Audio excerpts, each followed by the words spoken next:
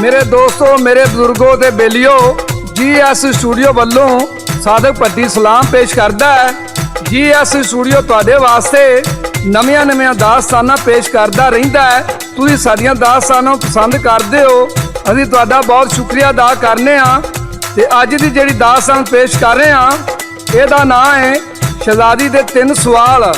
इहदी फरमाइश करदे ने रावलपिंडी तो राणा जाफर हुसैन, निजामपुर तो लाला अरशद, लाहौर तो बाबा लाल जी, ते व्याड़ी तो बाबा अनवर साहब, पिंड बेगपुर तो राय मुश्ताक साहब, ते मुजफ्फर हुसैन सबरा पिंड मामू गुज्जर तो। मेरे दोस्तों ते बुजुर्गों, आउने अज दी दास्तान वल्ले। किसी मुल्क में एक बादशाह हुकूमत करदा सी। वो बड़ा रहम दिल सी ते बड़ा सखी सी ते ओहदे इंसाफ नाल लोग बड़े खुश सन। उस बादशाह दी इक्को एक बेटी सी जिहड़ी बड़ी लाडली ते बड़ी जिद्दी सी। बादशाह उहदियां सारियां ख्वाहिशां पूरियां करदा ते उहदियां खुशियां दा ख्याल रखदा सी। बड़े बड़े देसां वाले शहजादे ओहदा रिश्ता मंगण आउंदे ते मायूस होके वापस चले जांदे। ते ओहदी वजह यह सी शहजादी 3 सवाल करदी जिन्हां दे ओ जवाब ना दे सके। वो सवाल की सन ये तुहानूं अगे चल के दसने आ। उस देश विच एक आलम रहिंदा सी जिहदा इक्को एक बेटा सी। शहजादी दे सवालों की खबर सारे शहर विच फैल गई भई जिहड़ा शहजादी दे 3 सवालों का जवाब देवेगा शहजादी ओहदे नाल शादी करेगी। आलम दा बेटा जिहदा नाम शान सी अपने बाग नूं कहिंदा है जो की कहिंदा है ये तुहानूं गा के सुनाएगा साधक भट्टी बाग मोड़ वाला। ते रिकॉर्ड कर रहे ने लाला जी GS स्टूडियो वाले। ते दास्तान लिखते ने शहर नज़ीर सुल्तानी। एक बादशाह दी बेटी जेड़ी बड़ी सी सियाणी, जिदा बदन नशीला जिदी अल्लड़ जवानी। आए बड़े शहजादे लैन रिश्ता सी ओदा, लैके एक भी ना गया खाली मुड़िया ओ शोदा। रखे शर्तां शहजादी, शर्तां शहजादी, रखे शर्तां शहजादी, कोई करे ना पूरी। ऐसे करके ओ सारे मुड़ जावन मजबूरी। उस नगरी दे अंदर एक आलम रहिंदा, ओदा पुत्तर सियाणा विच सियाणियां दे बैंदा।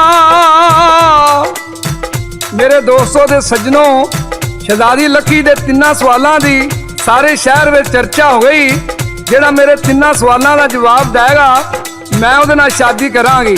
ते शायर इत्थे की लिखदा है,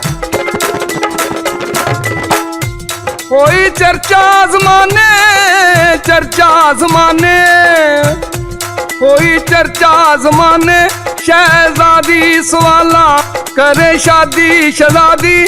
आवे पूरा जो ख्याला कहता आलम दा बेटा, बाबा मैं भी जाना, मैं भी अपने मुकद्दरां नूं जा अज़माना। आलम दा बेटा शान अपने बाप नूं कहंदा, बाप मैं भी अपने जाके मुकद्दर जमाना। तो किस तरह जमांदा है?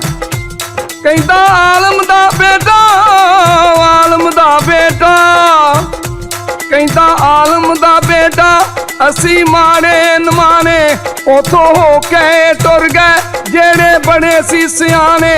उथों मुड़े शहजादे असी किस दे विचारे, असी कुलियां च रहिंदे उन्हां महल चुबारे। कहता बेटा मैं अब्बा जाके एक बारी वेखा, होवे लकी शहजादी करे मेरी आई लेखा। बेटे जिद जदों कीती अब्बा मजबूर होया, होना ओ भी रब नूं जेड़ा मंजूर होया। लैके बेटा इजाजत बिच महिला दे आया, जाके बिच दरबारे ओ सलाम बुलाया। आ जदों आलम दा बेटा दरबार विच हाज़र होया ते ओहदी जवाब देने की वारी आई ते वो खड़ा हो गया। शहजादी ने पहला सवाल किया ते अपनी दरम्यान वाली उंगली खड़ी की ते आलम दे बेटे ने अपनियां दोवें उंगलां खड़ियां कर दित्तियां। दरबार विच मलका दे नाल नाल वजीरां ते मशीरां नाल दरबार भरिया होया सी। मलका कहन लगी, लड़के तेरा पहला जवाब बिल्कुल ठीक है, ਤੇ ਸ਼ਹਿਜ਼ਾਦੀ ਦੂਸਰਾ ਸਵਾਲ ਕਰਦੀ ਏ ਤੇ ਲੜਕਾ ਕਿਵੇਂ ਜਵਾਬ ਦਿੰਦਾ ਹੈ ਤੇ ਸਾਧਕ ਪੱਟੀ ਪੇਸ਼ ਕਰਦਾ। ਉੱਠੀ ਫੇਰ ਸ਼ਹਿਜ਼ਾਦੀ ਤੇਗ ਹਵਾ ਚ ਚਲਾਈ, ਜਿਹੜੇ ਬੈਠੇ ਦਰਬਾਰੀ ਉਹਨਾਂ ਸਮਝ ਨਾ ਆਈ। ਫਿਰ ਆਲਮ ਦੇ ਬੇਟੇ ਕੱਢ ਕਲਮ ਲਿਆਈ, ਉਹਨੇ ਕਰਕੇ ਚਰਚਾ ਉੱਥੇ ਸਭ ਨੂੰ ਬੁਹਾਈ। ਹੋਈ ਖੁਸ਼ ਜਦੋਂ ਮਲਕਾ ਵਾਵਾ ਹੋਈ ਹਰ ਪਾਸੇ, ਨਾਲ ਖੁਸ਼ੀਆਂ ਆਏ ਹਰ ਮੂੰਹ ਉੱਤੇ ਹਾਸੇ। ਐ ਸ਼ਹਿਜ਼ਾਦੀ ਤੀਸਰਾ ਸਵਾਲ ਕਰਦੀ ਏ ਤੇ ਸ਼ਾਇਰ ਲਿਖਦਾ ਸਾਧਕ ਪੱਟੀ ਪੇਸ਼ ਕਰਦਾ। ਉਹ ਕਿਵੇਂ ਕਰਦੀ ਏ? ਫਿਰ ਉੱਠੀ ਸ਼ਹਿਜ਼ਾਦੀ ਥੱਲੇ ਪੌੜੀਆਂ ਤੋਂ ਆਈ, ਫਿਰ ਤੇਜ਼ੀ ਨਾਲ ਚੜ ਕੇ ਕੋਲ ਕੁਰਸੀ ਦੇ ਆਈ। ਉੱਥੇ ਆਲਮ ਦਾ ਬੇਟਾ ਹੱਥ ਦਿਲ ਉੱਤੇ ਰੱਖੇ, ਗੱਲ ਈਓ ਦਰਬਾਰੀ ਯਾਰੋ ਸਮਝ ਨਾ ਸਕੇ, ਗੱਲ ਈਓ ਦਰਬਾਰੀ ਕੋਈ ਸਮਝ ਨਾ ਸਕੇ। ਮੇਰੇ ਦੋਸਤੋ, ਬਜ਼ੁਰਗੋ ਤੇ ਸੱਜਣੋ, ਜਦੋਂ ਸ਼ਹਿਜ਼ਾਦੀ ਦੇ 3 ਸਵਾਲ ਪੂਰੇ ਹੋ ਗਏ, ਸ਼ਹਿਜ਼ਾਦੀ ਆਪਣੀ ਕੁਰਸੀ ਤੋਂ ਉੱਠ ਕੇ ਅੰਦਰ ਚਲੀ ਗਈ ਤੇ ਹਰ ਪਾਸਿਓਂ ਮੁਬਾਰਕਬਾਦੀ ਦੀਆਂ ਆਵਾਜ਼ਾਂ ਆਉਣ ਲੱਗ ਪਈਆਂ। ਇੱਕਦਮ ਬਾਦਸ਼ਾਹ ਨੇ ਕਿਹਾ, ਖਾਮੋਸ਼ ਹੋ ਜਾਓ। ਸਾਰੇ ਦਰਬਾਰ ਵਿੱਚ ਸਰਨਾਟਾ ਛਾ ਗਿਆ। ਬਾਦਸ਼ਾਹ ਲੜਕੀਆਂ ਨੂੰ ਪੁੱਛਣ ਲੱਗਾ, ਸ਼ਹਿਜ਼ਾਦੀ ਨੇ ਜਦੋਂ ਉਂਗਲੀ ਚੁੱਕ ਕੇ ਪਹਿਲਾ ਸਵਾਲ ਕੀਤਾ ਉਹਦਾ ਮਤਲਬ ਕੀ ਏ? ਤੂੰ ਦੋਵੇਂ ਉਂਗਲੀਆਂ ਚੁੱਕ ਕੇ ਕੀ ਜਵਾਬ ਦਿੱਤਾ ਹੈ? ਸ਼ਹਿਜ਼ਾਦੀ ਨੇ ਇੱਕ ਉਂਗਲੀ ਚੁੱਕ ਕੇ ਸਵਾਲ ਕੀਤਾ ਹੈ ਭਈ ਤੂੰ ਅੱਲਾ ਨੂੰ ਇੱਕ ਮੰਨਣਾ ਹੈ, ਤੇ ਮੈਂ 2 ਉਂਗਲੀਆਂ ਚੁੱਕ ਕੇ ਜਵਾਬ ਦਿੱਤਾ ਹੈ ਮੈਂ ਅੱਲਾ ਤੇ ਅੱਲਾ ਦੇ ਰਸੂਲ ਤੇ ਪੱਕਾ ਮਾਨ ਰੱਖਣਾ ਵਾਂ। ਬਾਦਸ਼ਾਹ ਕਹਿਣ ਲੱਗਾ, ਦੂਸਰੇ ਸਵਾਲ ਵਿੱਚ ਸ਼ਹਿਜ਼ਾਦੀ ਨੇ ਹਵਾ ਵਿੱਚ ਤਲਵਾਰ ਚਲਾਈ ਤੇ ਤੂੰ ਕਲਮ ਕੱਢ ਕੇ ਕੀ ਜਵਾਬ ਦਿੱਤਾ ਹੈ? ਲੜਕਾ ਕਹਿਣ ਲੱਗਾ, ਸ਼ਹਿਜ਼ਾਦੀ ਨੇ ਹਵਾ ਵਿੱਚ ਤਲਵਾਰ ਲਾ ਕੇ ਪੁੱਛਿਆ, ਤਲਵਾਰ ਨਾਲ ਤਾਕਤਵਰ ਕਿਹੜਾ ਹਥਿਆਰ ਏ? ਮੈਂ ਕਲਮ ਹਵਾ 'ਚ ਲਹਿਰਾ ਕੇ ਦੱਸਿਆ, ਤਲਵਾਰ ਨਾਲ ਤਾਕਤਵਰ ਹਥਿਆਰ ਕਲਮ ਏ। ਬਾਦਸ਼ਾਹ ਲੜਕੇ ਨੂੰ ਪੁੱਛਣ ਲੱਗਾ, ਤੀਸਰੇ ਸਵਾਲ ਦਾ ਮਤਲਬ ਕੀ ਏ? ਸ਼ਹਿਜ਼ਾਦੀ ਤੇਜ਼ੀ ਨਾਲ ਪੌੜੀਆਂ ਚੜੀ ਤੇ ਤੇਜ਼ੀ ਨਾਲ ਹੇਠਾਂ ਉਤਰ ਕੇ ਤੇ ਕੁਰਸੀ ਤੇ ਆ ਕੇ ਬਹਿ ਗਈ। ਤੇ ਸ਼ਹਿਜ਼ਾਦੀ ਕਹਿੰਦੀ, ਮੈਂ ਤਾਂ ਥੱਕ ਗਈ ਹਾਂ ਪਰ ਮੇਰੀ ਇੱਕ ਸ਼ੈ ਨਹੀਂ ਥੱਕੀ।